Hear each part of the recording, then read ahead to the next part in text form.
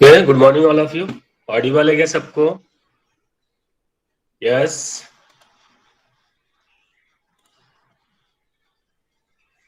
Okay, previous lecture में हमने capital reasoning complete किया था.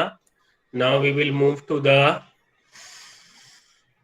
Capital structure theory. ठीक है, capital structure theory and dividend decision.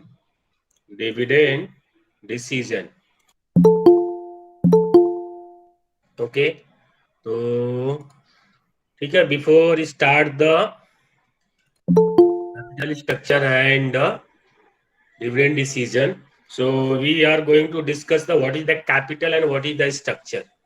ठीक है, कैपिटल क्या होता है, स्ट्रक्चर्स क्या होता है, दोनों की वैसा है. Capital structure theory later on we will discuss. Capital structure, ठीक है. कैपिटल स्ट्रक्चर क्या होता है बेसिकली?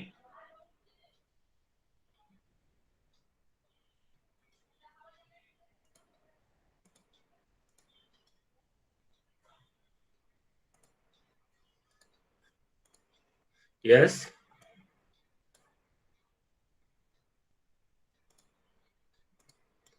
चलो ठीक है, यहाँ से हम लोग ये थोड़ा डिस्कस कर लेते हैं, थोड़ा हमारा हो जाएगा. Capital, okay, capital means either the net fund assets employed in the business. ठीक है, नॉर्मली हम जानते हैं कैपिटल जो गुड्स है, असेट्स है, या तो फिर कैश है और मनी. ठीक है, एम्प्लॉयड इन द बिजनेस और the sources of fund liabilities. The term structure means the arrangement of the various part. ठीक है, कैपिटल मीन्स क्या होता है कि कोई भी असेट्स हो गया, कोई या गुड्स हो गया, या तो मनी हो गया. बिजनेस में क्या करना है, एम्प्लॉयड करना है. ठीक है, बिजनेस में इन्वेस्टमेंट करना है खुद के बिजनेस में. ठीक है, उसको हम क्या बोलते हैं, कैपिटल बोलते हैं. स्ट्रक्चर मींस क्या होता है कि arrangement of the various parts, मतलब अरेंजमेंट आपको कैसे करना है. किसका अरेंजमेंट? कैपिटल का. ठीक है, तो कैपिटल स्ट्रक्चर मींस क्या है कि arrangement of the funds, arrangement of the funds employed in the business. Business में जो फंड्स हमें क्या करना है, इन्वेस्टमेंट करना है, उसका अरेंजमेंट कैसे करना है. So the capital structure means the arrangement of capital from different sources so that long-term funds needed for the business raised. ठीक है, ये आपका ये है. Okay, capital structure means the arrangement of capital from different sources. अभी वो different sources क्या होता है? ठीक है, डिफरेंट सोर्सेस क्या होता है?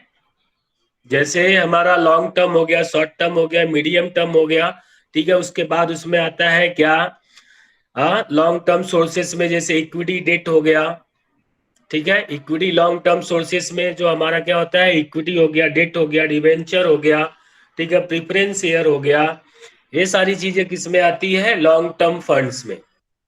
ठीक है, तो इसके लिए हम इसको क्या बोलते हैं, capital structure means the arrangement of capital from different sources so that the long term funds needed for the business are raised.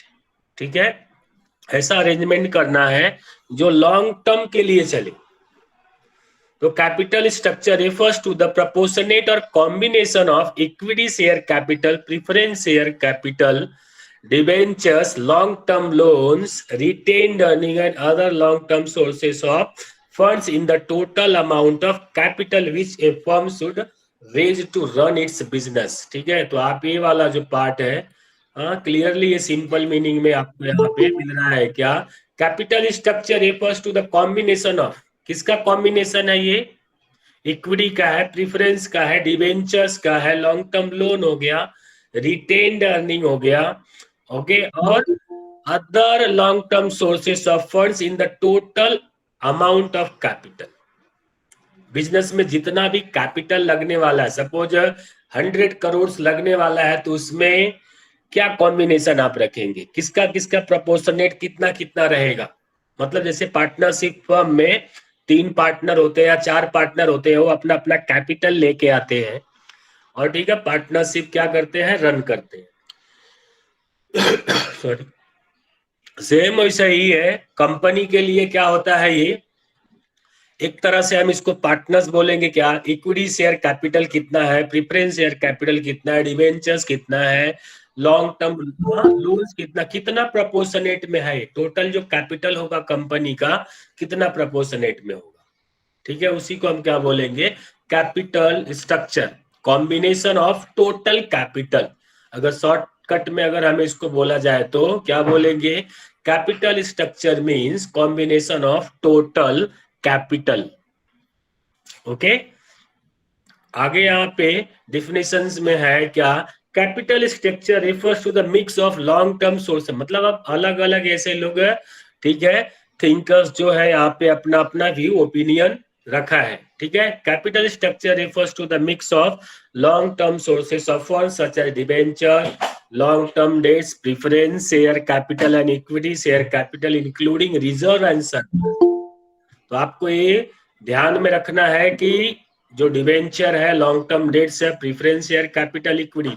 अब देखो यहाँ पे क्या था, इक्विटी पहले था, प्रेफरेंस डिवेंचर ऐसे था, अब इन्होंने ऐसे लिख दिया है, debenture long terms preference share capital equity share capital reserve and surplus. तो आपको ये चीजें ध्यान में रखनी है। ये जो 4-5 चीजें हैं, कौन कौन सा 4-5, debentures, long terms, preference share, equity and reserve and surplus, सबका मिक्सिंग ही इसको हम क्या बोलते हैं, capital structure, combination of total capital. ये है किसके अकॉर्डिंग है, आई एम पांडे के अकॉर्डिंग है। Then capital structure of a company refers to the makeup of capitalisation and it include all long term capital resources. ठीक है, जैसे आप यहाँ पे लिखा loan, reserve, shares and bonds, यहाँ पे भी एक आपको मिलता है कॉमन वर्ड जो यहाँ पे क्या, loan, reserve, shares and bonds. यहाँ पे भी आपको क्या मिला, debenture, long terms including reserve and surplus. ठीक है, ये देखो चीजें आपको कंबाइन यहाँ पे मिल रही है।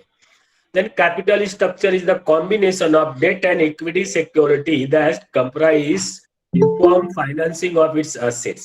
ठीक है, यहाँ पे भी क्या है, combination of debt and equity securities, combination of debt and equity securities.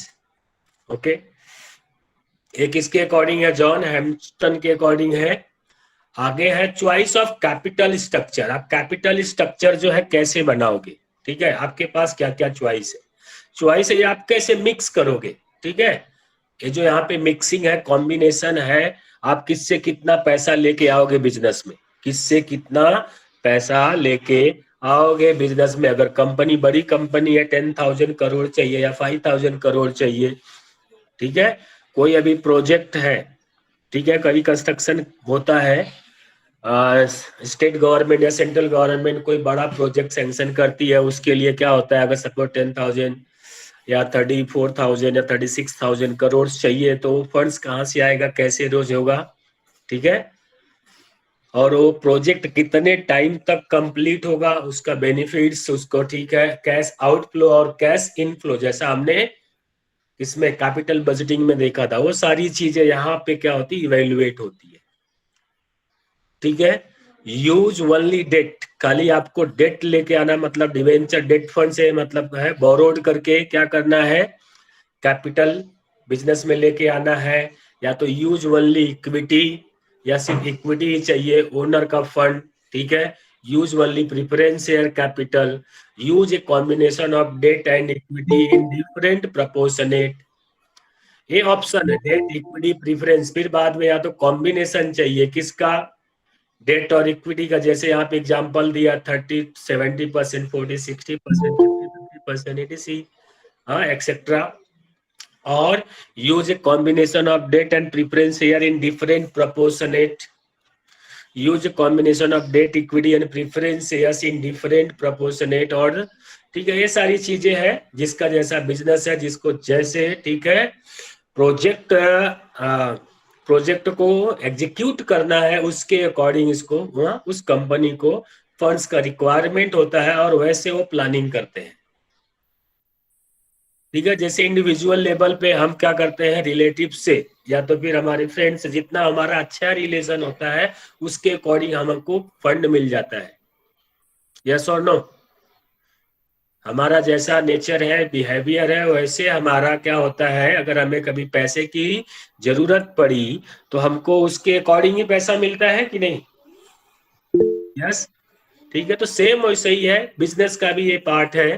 ठीक है, कि बिजनेस का जैसा गुडविल है, नेचर है, ठीक है, कैपेसिटी है, ठीक है, वैसे उसको क्या होगा, फंड मिल जाएगा।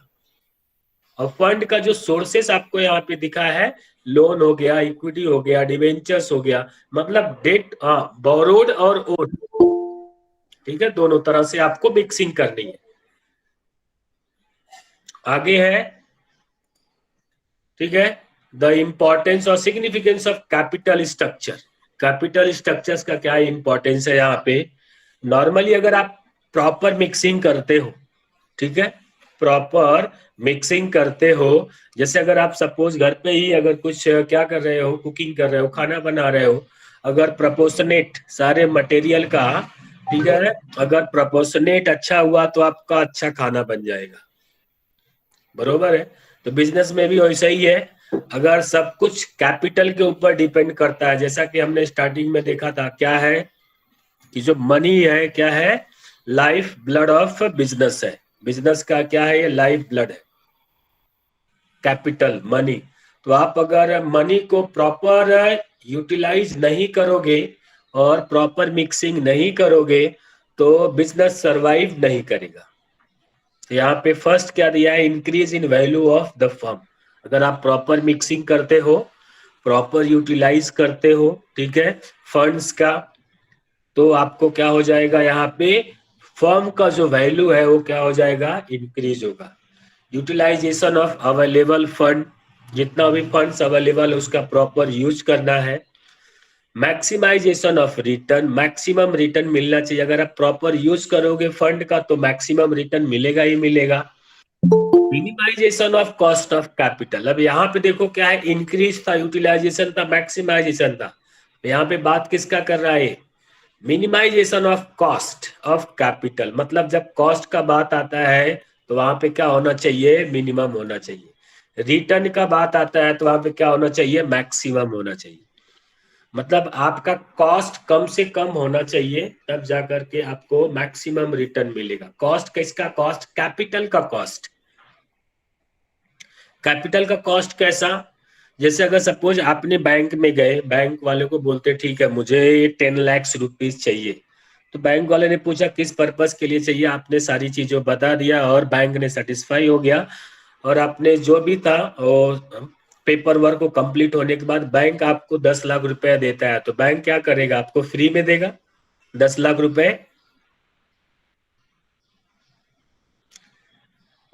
बैंक आपको 10 लाख रुपए फ्री में देगा।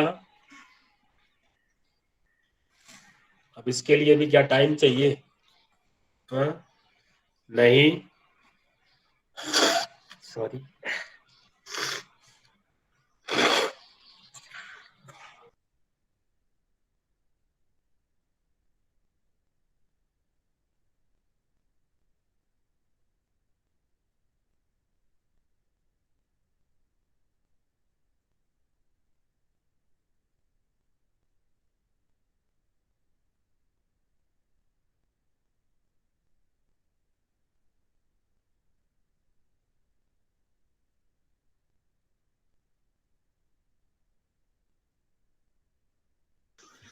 ओके, ठीक है, थोड़ा सा सर्दी बहुत ज्यादा हो गया है, डिस्टरबेंस के लिए। Okay, minimisation of cost of capital, ठीक है, जैसे हमने क्या था यहाँ पे एक आपको क्वेश्चन पूछा था कि अगर आप बैंक के पास जाते हो, आपको 10 लाख रुपीज का रिक्वायरमेंट है और बैंक आपको फ्री मेल देगा क्या वो 10 लाख रुपीज, नो, तो फिर बैंक क्या चार्ज करेगा, फिर बैंक क्या चार्ज करेगा, यस, इंटरेस्ट। ठीक है, तो जो इंटरेस्ट चार्ज करेगा तो आपके लिए क्या हो जाएगा, कॉस्ट हो जाएगा। जो इंटरेस्ट हो जाएगा वो आपके लिए क्या हो जाएगा, कॉस्ट हो जाएगा। ठीक है, तो इसी को हम क्या बोलते हैं, कॉस्ट ऑफ कैपिटल। अगर सपोज बैंक ने क्या बोला, 10% चार्ज करना है, कितना परसेंट, 10%, तो 10 लाख का 10% कितना हो जाएगा, 10 लाख का 10% कितना हो जाएगा? 1 लाख। तो रुपीस में आप अगर बोलोगे कॉस्ट ऑफ कैपिटल कितना है 10 लाख का, तो 1 लाख हो जाएगा और ऐसे 10% हो जाएगा। तो अगर किसी बैंक ने क्या किया, दूसरे बैंक के पास अगर आप अप्रोच कर तो 9% देता है, ठीक है, किसी ने कोई बैंक दूसरे बैंक के पास जा तो मे बी वो 8% में देता है। तो ये आपके लिए क्या हो जाएगा, कहाँ पे आप प्रेफर करोगे? 10%, 9% और 8%? आप तो फंड ले रहे हो, दे थोड़ी रहे हो। यस, 8% वाले के पास चले जाओगे। देने के टाइम पे, फंड्स देने के टाइम पे आपको सोचना पड़ेगा और रिटर्न देगा कि नहीं देगा। आपको पैसे मिल गए चाहे कोई भी दे दे, ठीक है, एग्रीमेंट होगा, 8% के अकॉर्डिंग आपको क्या करना है, इंटरेस्ट पे करना है। तो ये होगा क्या, minimisation of cost of capital. Then solvency और लिक्विडिटी पोजीशन, ठीक है, ये सॉल्वेंसी पोजीशन आपको क्या करता है, स्ट्रॉन्ग करता है। अगर आपका रिटर्न अच्छा है, कॉस्ट कम है, फर्म का वैल्यू अगर इंक्रीज हो रहा है, तो कंपनी का, फर्म का, बिजनेस का जो सॉल्वेंसी पोजीशन है वो अच्छा रहेगा। सॉल्वेंसी पोजीशन मतलब क्या, कि असेट्स ज्यादा होगा कंपनी का, लायबिलिटी कम होगा। ओके। देन फ्लेक्सिबिलिटी, मूव कर सकते हो अगर इन केस अगर कुछ नए प्रोजेक्ट में आपको क्या करना है, इन्वेस्टमेंट करना है, तो फंड्स यहाँ से वहां मतलब ट्रांसफर या तो अलोकेट करके यूटिलाइज कर सकते हैं, ठीक है।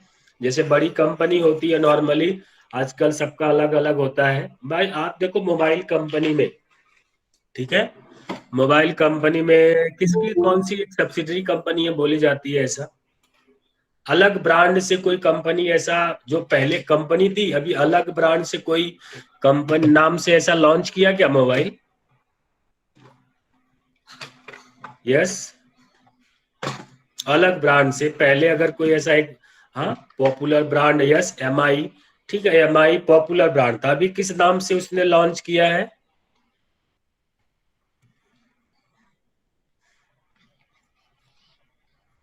Yes, Redmi. और फिर और कौन से नाम से, और कोई दूसरा नाम भी है क्या?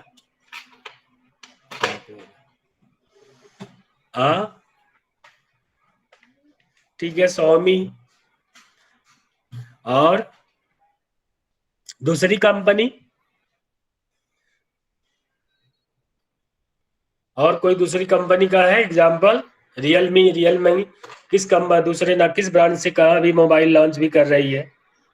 अब उसका लेटेस्ट में कौन सा चालू है, एमआई का?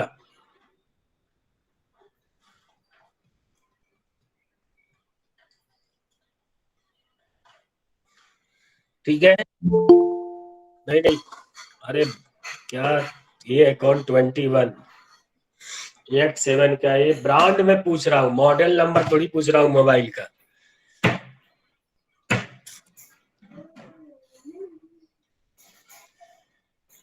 ठीक है, अभी उसका पोको, पोको नाम सुने हैं एमआई, हाँ, रेडमी जो है, एमआई जो है,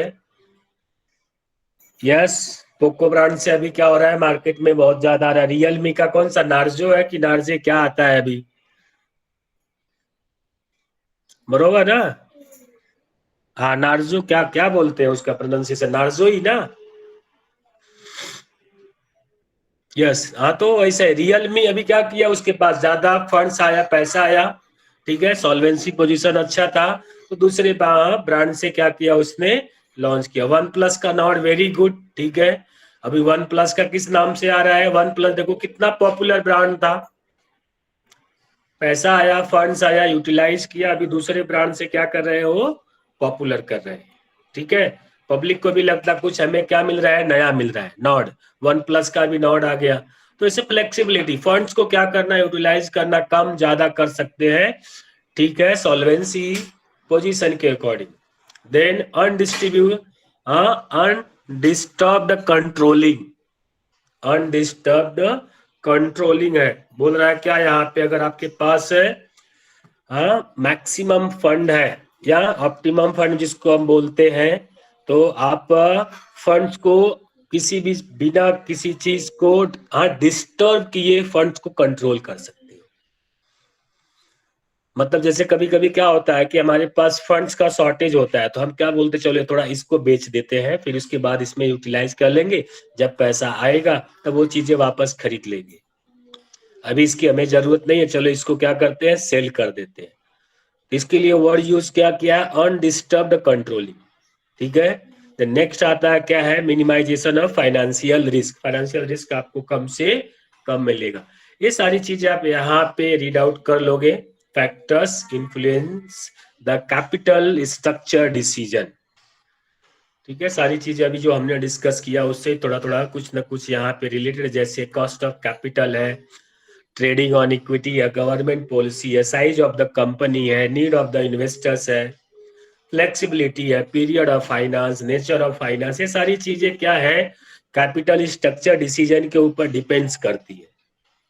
कॉस्ट, जैसे हमने अभी एक एग्जांपल लिया, क्या 10%, 9%, 8%, आप कहाँ से फंड ले रहे हो, उसका टर्म्स एंड कंडीशंस कैसा है, 8% वाले का, 9% वाले का, 10% वाले का। ठीक है। तो cost of capital, trading on equity, अगर वो क्या स्टॉक एक्सचेंज पे ट्रेड करेगा तो उसका इफेक्ट क्या है, गवर्नमेंट पॉलिसीज क्या है, साइज ऑफ द कंपनी क्या है, ठीक है, नीड्स ऑफ द इन्वेस्टर क्या है, ये सारी चीजें यहाँ पे आप देखोगे, लिस्ट आउट किया है 15 पॉइंट्स, तो आप इसको रीड आउट कर लोगे। पॉइंट सिंपल है, आप अगर रीड आउट करोगे तो भी आपको समझ में आ जाएगा। ठीक है। ऑप्टिमम कैपिटल स्ट्रक्चर यहाँ पे दिया क्या है, ऑप्टिमम कैपिटल स्ट्रक्चर मतलब क्या, न कम न ज्यादा। ठीक है। जैसे आपको बिजनेस में अगर 100 करोड़ का रिक्वायरमेंट है, आप 120 करोड़ अगर बिजनेस में क्या करते हो, इन्वेस्टमेंट करते हो, तो उसका मतलब नहीं है। आप 20 करोड़ सरप्लस रख रहे हो, मतलब उस फंड का आप यूटिलाइज नहीं कर रहे हो। ऑप्टिमम, ना कम ना ज्यादा, ना मैक्सिमम ना मिनिमम। ठीक है। तो ऑप्टिमम कैपिटल स्ट्रक्चर, ऐसा कॉम्बिनेशन बनाना है डेट और इक्विटी का जहां पे आपको मैक्सिमम रिटर्न मिले। कॉम्बिनेशन भी ऐसा आपको बनाना है कैपिटल स्ट्रक्चर का। ठीक है। जैसे मिक्सिंग कर रहे हो आप डेट और इक्विटी का, डेट और इक्विटी का इतना मिक्सिंग करना है कि मैक्सिमम रिटर्न मिले। ठीक है। आगे बढ़ते हम लोग, ये है कॉस्ट ऑफ कैपिटल, ये है बेसिकली है नहीं आपको सिलेबस में सिर्फ ये वाला पार्ट है, कैपिटल स्ट्रक्चर थियरी। ठीक है। और फिर लेटर ऑन क्या है, डिविडेंड है। लेकिन एक कॉस्ट ऑफ कैपिटल इसका ही पार्ट हो जाता है, थोड़ा हम लोग इसको डिस्कस कर लेते हैं।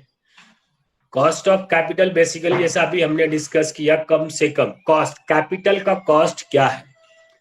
आप अगर डिबेंचर इशू करते हो तो उसका कॉस्ट क्या है, बैंक से लोन लेते हो तो उसका कॉस्ट क्या है। ठीक है। बॉन्ड्स इशू करते हो तो उसका कॉस्ट क्या, अदर अगर सपोज कोई ऐसा सिक्योरिटीज इशू करते हो तो उसका कॉस्ट क्या रहेगा, आपको कितना पे करना पड़ेगा उसके लिए। ठीक है। Minimum required rate of return और कट ऑफ रेट, आप यहां पे देखोगे,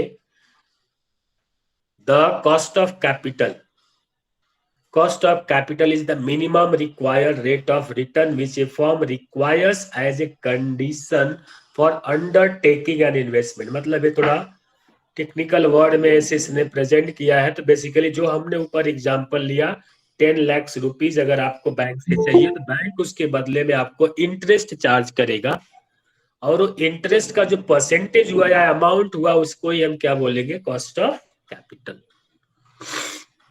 ठीक है। अकॉर्डिंग टू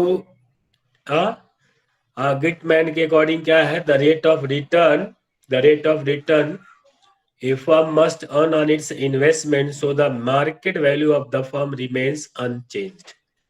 ठीक है। मतलब आपको कम से कम उतना तो अर्निंग करना चाहिए। जैसे आपने 10 लाख रुपए, हमने एक एग्जांपल लिया कि आपको 10 लाख रुपीज बैंक से चाहिए लोन, तो आपको कम से कम कितना कमा अर्न करना है। अगर इसका 10% का आपको इंटरेस्ट भरना है तो एटलीस्ट कम से कम आपको बिजनेस से कितना अर्निंग करना पड़ेगा, कितना पैसा कमाना पड़ेगा, कम से कम, कि आप इंटरेस्ट एटलीस्ट पे करो। कुछ प्रॉफिट हो या ना हो, कुछ प्रॉफिट हो या ना हो, लेकिन आपको एटलीस्ट कितना अर्न करना पड़ेगा। 10 लाख का 10% कितना आता है, रिस्पॉन्स नहीं आ रहा है, ऐसे हम टाइम वेस्ट नहीं कर रहे हैं।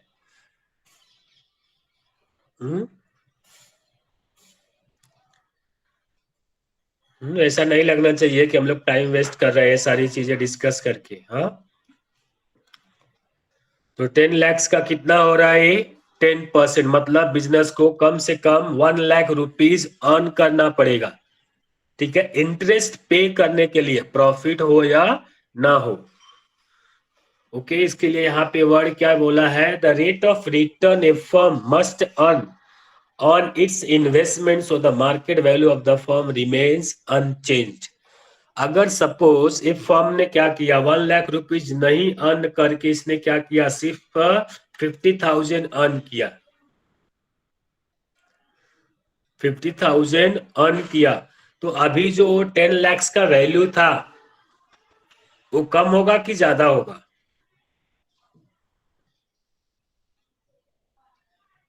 10 lakhs का जो वैल्यू था अभी वो कम होगा कि ज्यादा होगा? ऑब्वियसली 50,000 कम होगा। क्यों? क्योंकि इंटरेस्ट तो भरना है हमको। कितना इंटरेस्ट भरना? 1 लाख। और हमने अर्निंग किया कितना? 50,000 ही कमाए। तो 50,000 तो हमें और मिला करके इंटरेस्ट देना पड़ेगा बैंक को। तो हमारा जो इन्वेस्टमेंट 10 lakhs का था वो 50,000 से क्या हो गया? कम हो गया। यस और नो? ठीक है, तो इसके लिए यहाँ पे क्या वर्ड यूज किया है? The rate of return A firm must earn on it's investment so the market value of the firm remains unchanged. अगर आपको कम से कम, अगर आप उतना अर्निंग करते हो तो आपका मार्केट वैल्यू ऑफ जो फर्म का है वो क्या रहेगा? हाँ, अनचेंज होगा, मतलब सेम रहेगा। अगर आप कम अर्निंग करेंगे तो आपका मार्केट वैल्यू जो फर्म का रहेगा वो क्या रहेगा? बेसिकली वो चेंज हो जाएगा। ये कॉस्ट ऑफ कैपिटल के लिए अलग अलग ये फॉर्मूला है, या है नहीं इसमें, अगर आएगा तो हम इसको यूज कर सकते हैं। जैसे कॉस्ट ऑफ डिवेंचर का है, cost of debenture issue terms, cost of debenture, ये सारी चीजें, cost of preference share, cost of equity, cost of equity.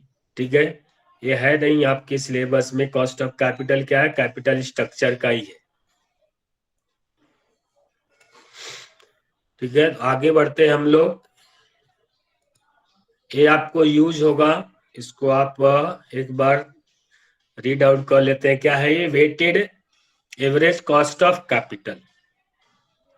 Weighted average cost of capital basically क्या होता है कि अगर कंपनी के पास, ठीक है, 2-3 तरह का फाइनेंस होता है, जैसे इक्विटी हो गया, डिवेंचर हो गया, प्रेफरेंस हो गया, अदर्स हो गया, तो सबका कंबाइंड एक ही क्या होगा? एक रेट क्या होगा? वेटेड एवरेज रेट क्या होगा? जैसे अगर इक्विटी का सपोज 15 है, डिवेंचर का 12 है, प्रेफरेंस का 8 है, अदर्स अगर सिक्योरिटी है उसका 15% है, तो ओवरऑल सब हमने फाइनेंस बिजनेस में क्या किया? इन्वेस्टमेंट किया ही है। अलग अलग रेट पे अलग अलग अमाउंट है, तो टोटल जो कैपिटल हमने किया है ऑन एन एवरेज एक रेट क्या है? ठीक है, उसी को हम क्या बोलेंगे? Weighted average cost of capital, WACC shortcut में हम इसको बोलते हैं। Is a calculation of a firm cost of capital in which each category of capital is proportionately weighted. ठीक है, प्रोपोर्शनली वेटेड। इसका हम अगर एक एग्जांपल लेंगे, ठीक है, थोड़ा मैं इसको एक्सप्लेन कर देता हूं, आप चाहिए तो नोट डाउन कर लोगे इसको, आगे हमें ये यूज होने वाला है। या तो एक ये तरीका है, दूसरा वाला भी हम देख लेंगे। सॉरी, स्क्रीन विजुअल है ना? पूरा विंडो दिख रहा है ना? ओके,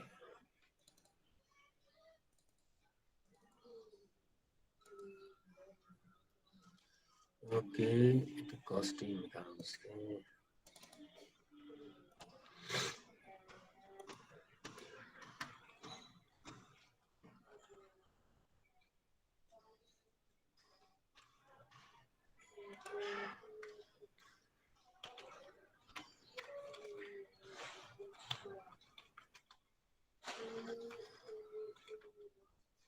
ये सर्दी की वजह से थोड़ा बार बार प्रॉब्लम हो रहा है।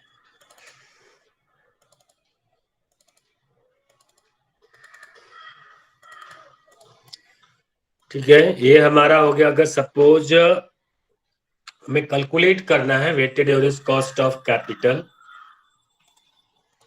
ये क्या हो गया, वेटेड WACC, सॉरी,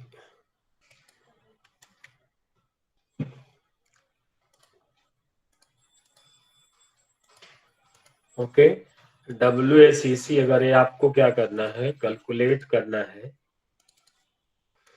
तो कैसे कैलकुलेट करते हैं, देखो ये हमारा है स्ट्रक्चर हो गया इसका WACC कैलकुलेट करने का। वेटेड आपको ये ध्यान में रखना है कि अगर सपोज जैसे यहाँ पे क्या होता है, अगर ये 15% है, एज ए एग्जाम्पल अगर हम लेते हैं, और ये कितना है, सपोज 12% है, ये कितना है, 10% है, अदर का सपोज 8% है, ये तीनों हमें अलग अलग मिल गया ऐसे, ठीक है, ये तीनों अलग अलग ऐसे मिल गया।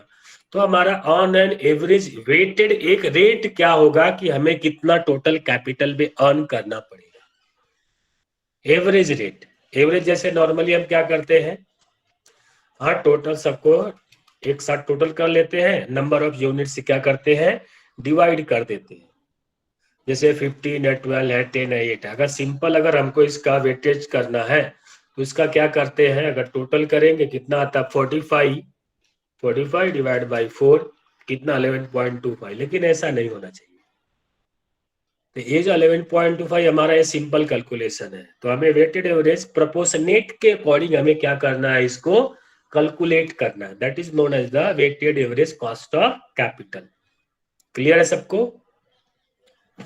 यस। तब तक ये फॉर्मेट लिख लोगे, फिर इसके बाद हम एक एग्जाम्पल लेते हैं, ठीक है। ये फॉर्मेट ड्रॉ कर लोगे फटाफट, थ्योरेटिकल पार्ट में फिर हम बाद में लेटर ऑन डिस्कस करेंगे, ठीक है। ये हमें जरूरी है, ये भी आपको लिखना ही है, ये वाला पार्ट। एक मिनट चाहिए तो स्टार्टिंग के लिए इतना आप नोटबुक में इतना जगह छोड़ दोगे, ये 2 पेज इसके लिए और 2 पेज इसके लिए, क्योंकि अगर एक बार आप इसको टोटल, हाँ, लिख लोगे तो आपको थोड़ा समझ में आ जाएगा, ठीक है। और रिमेम्बर, याद भी रहेगा, नहीं तो ऐसे क्या आपको नोट्स मिल जाएगा, स्क्रीनशॉट तो आपके पास रहने वाला है, लेकिन लिखने से और रीड करने से दोनों साथ अगर होता है तो थोड़ा हमारा मेमोरी स्ट्रांग हो जाती है, मतलब हमें याद रहता है, मेमोरी स्ट्रांग मतलब हमें याद हो जाता है वो कंटेंट, ठीक है। तो अगर चाहिए तो, अगर वो लिखना है आपको तो आप उसके लिए जगह छोड़ दोगे और फिर ये लिखोगे, इसको हम फिर कैलकुलेट करते हैं, ठीक है।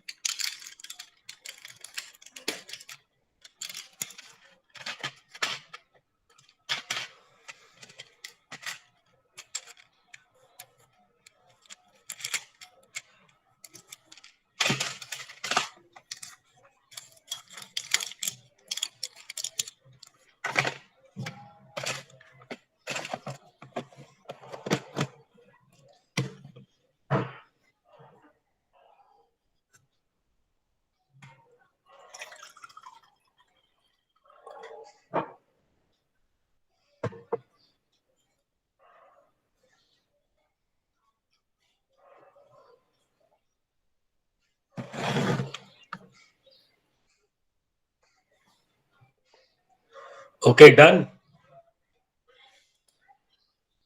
यस।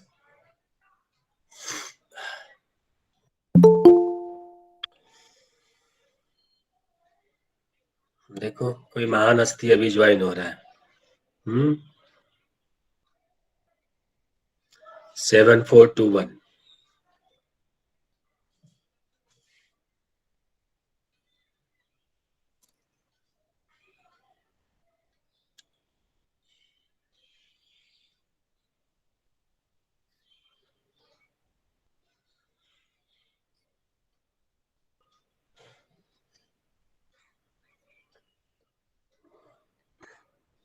ओके, होने के बाद बोलो डन। फिर हम लोग इसमें अमाउंट भरते हैं और कैसे कैलकुलेट करते हैं वो सीखते हैं।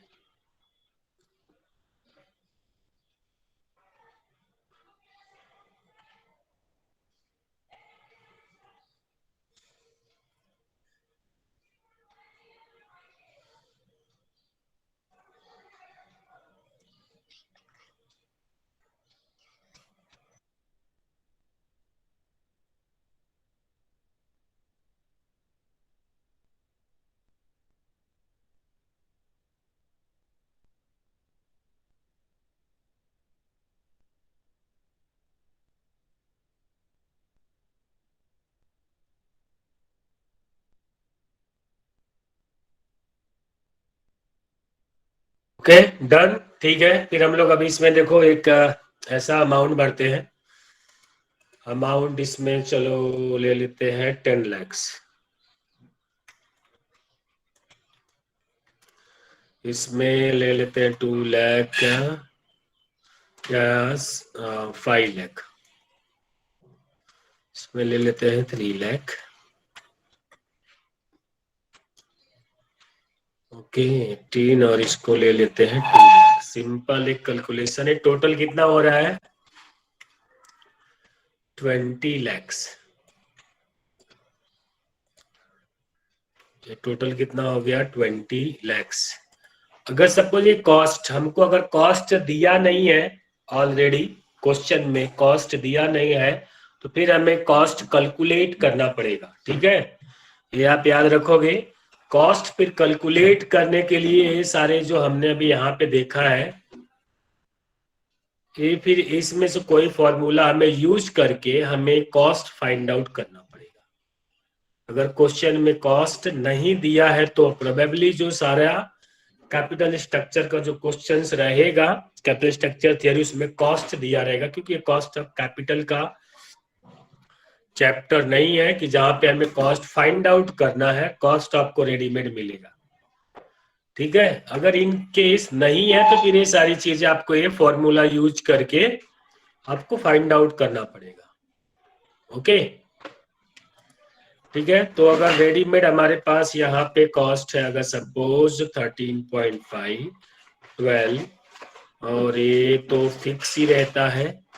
ठीक है, ये सारा चीज परसेंटेज में रहेगा। ठीक है, और ये 8।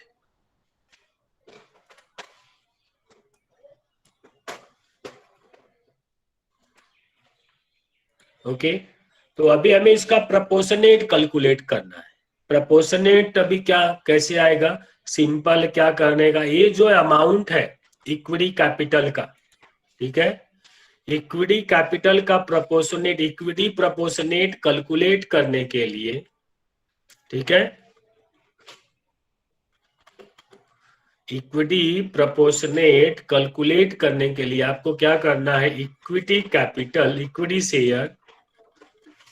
Share divided by total capital. Simple, और कुछ नहीं। हर अमाउंट को ऐसे हम डिवाइड करेंगे। कैसे? यहाँ पे अगर देखो ये कितना है, 1 lakh, sorry 10 lakh, divided by 20 lakhs, कितना आ रहा है? 0.5। सबको मिला क्या ये आंसर?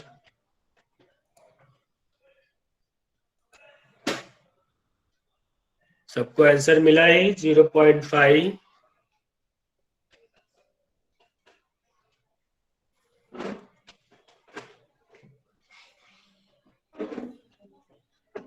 ओके यस, ठीक है। 10 lakhs डिवाइडेड बाई 20 lakhs, कैलसी पे सिंपल आप डिवाइड कर लोगे। देन वापस क्या है? 5 लाख है, तो 5 लाख डिवाइड बाई 20। डिवेंचर का प्रोपोर्शनेट कैलकुलेट करने के लिए, डिवेंचर का प्रोपोर्शनेट कैलकुलेट करने के लिए आपको क्या करना है? Debenture divide by total capital.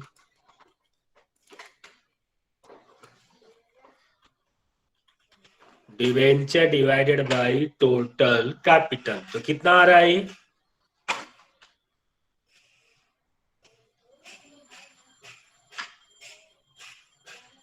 Debenture का कितना आ रहा है?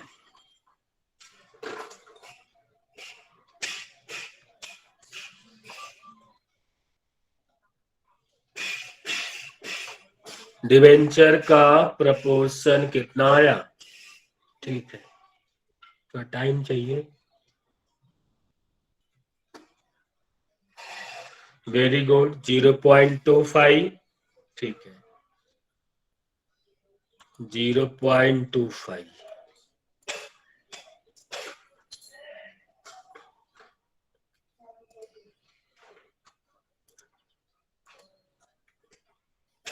ओके, प्रेफरेंस शेयर का कितना आया?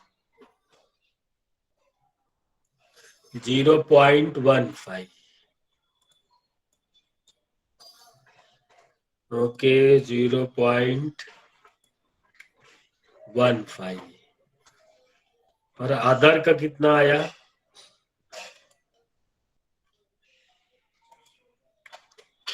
0.10। ठीक है, सबको समझ में आया? प्रपोर्शनेट ऐसे कैलकुलेट करना है। और सबका ही टोटल कितना आना चाहिए? 1 आना चाहिए। ठीक है, प्रपोर्शनेट का टोटल कितना आना चाहिए? 1।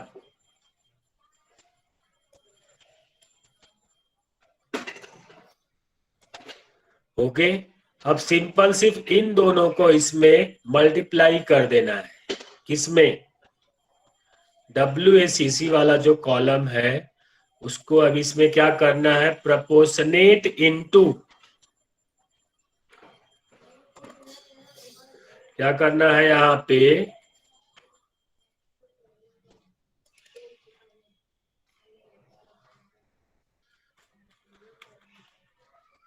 प्रपोर्शन वाला जो कॉलम है, प्रपोर्शन इनटू क्या है? कॉस्ट। कॉस्ट वाले को क्या करना है? यहाँ पे मल्टीप्लाई कर देना है, और कुछ नहीं।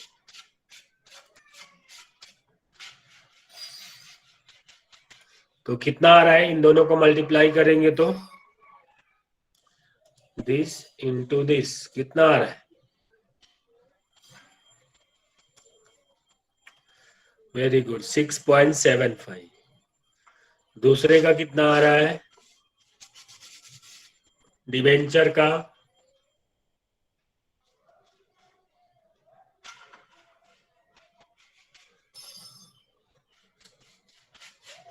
सिंपल है, एक हिस्सा कर लोगे 3 आ जाएगा। ठीक है, okay, very good. Then preference share का 1.5। वेरी गुड, चलो। देन अदर का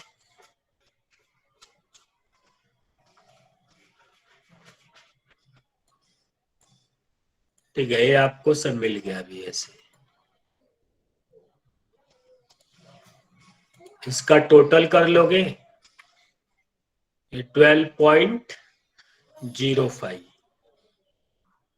इसको ही हम क्या बोलेंगे? WACC। ठीक है, या तो हम इसको और क्या नाम देते हैं? Overall cost of capital. Overall cost of capital. और इसको कैपिटल स्ट्रक्चर थियरी के फॉर्म में हम इसको KO भी बोलते हैं, KO। ठीक है, याद रहेगा। WACC weighted average cost of capital, या ओवरऑल कॉस्ट ऑफ कैपिटल, या KO।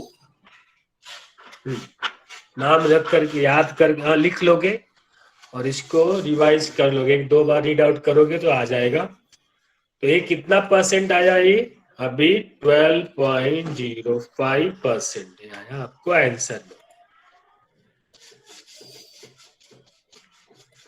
अगर हम सिंपल इसको ऐसे करते तो, जो नॉर्मली हम वेटेड करते हैं, देखो कितना आ रहा है? 43.50। 43.50 डिवाइडेड बाई 4, देखो 11 आता है, ऐसे आता है। क्योंकि अलग अलग अमाउंट है ये, तो हम इसको इस तरीके से एवरेज में ही कैलकुलेट कर सकते हैं। इसके लिए इसका नाम क्या दिया है? Weighted average.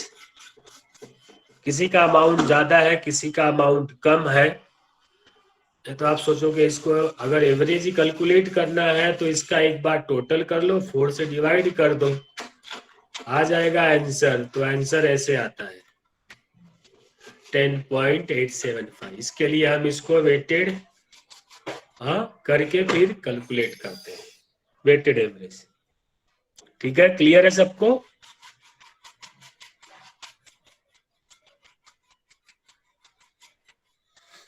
ठीक है, तो इसका एक और हम लोग एग्जाम्पल ले लेते हैं और बाद में फिर थियोरेटिकल पार्ट कंप्लीट करेंगे।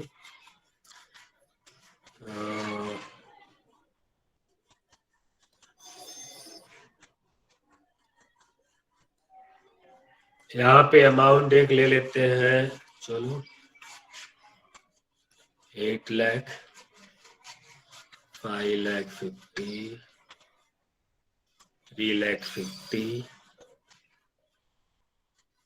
2 लाख 50। ठीक है, इसका वेटेड एवरेज कैलकुलेट करना है। इसका कॉस्ट हम लोग दे देते हैं,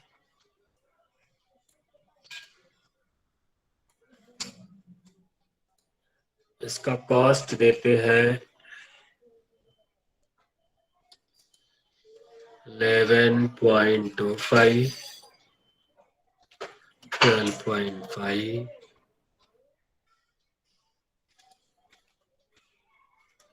10, 6.75।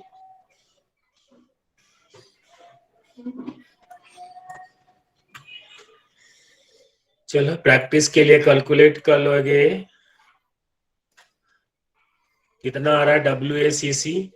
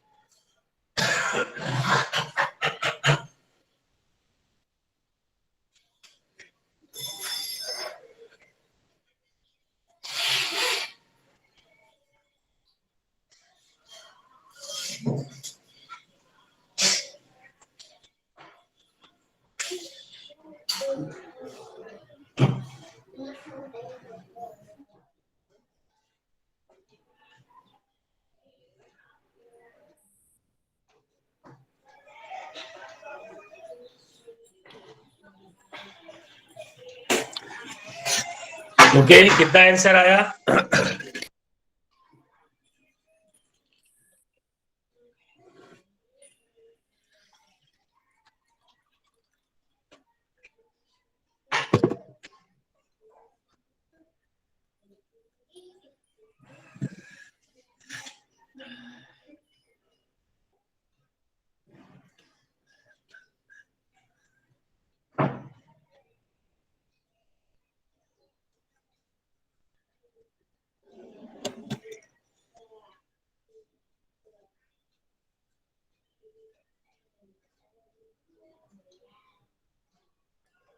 तो तब तक अटेंडेंस भी ले लेते हैं।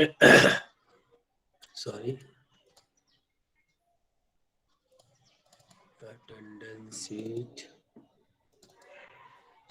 ओके 10.79 सबको आंसर इतना आ रहा है क्या?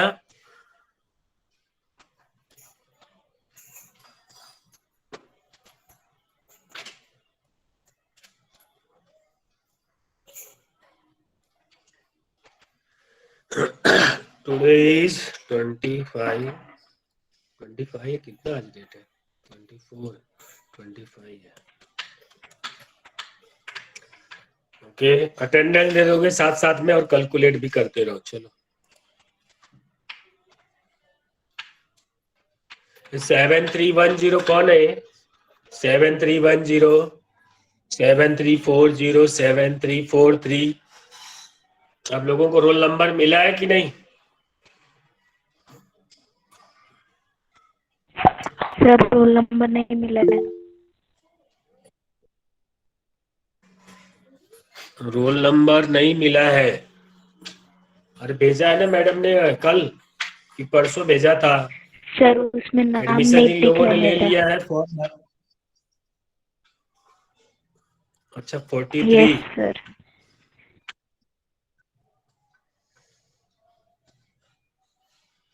ओके ठीक है, लेटर ऑन फिर कॉल करो, नहीं तो मैडम से बात यस करो, मैं ठीक है? ये सर किया है बट वो तो चेक पास नहीं हुआ है अभी तक इसके लिए। ओके ओके ठीक है चलेगा। Roll number 1 सुदिद्रा 3 निंगेश। निंगेश हाँ अभी 4 नहीं है, 3 पे बोलना है। Next 4 6 Gaurav 7 8 Kavita 10 14 15 18 21 22 26 Prachi 27 Payal 30 Ritu 39 43 Abhishek 44 Tejal 45 45 Pratiksha okay 46 WhatsApp 47 Stephy 51 Sonam 55 56 Kalpesh next division 1 7 then 9 अनुग्रह 10 लक्ष्मी 12 मनीषा 16 कविता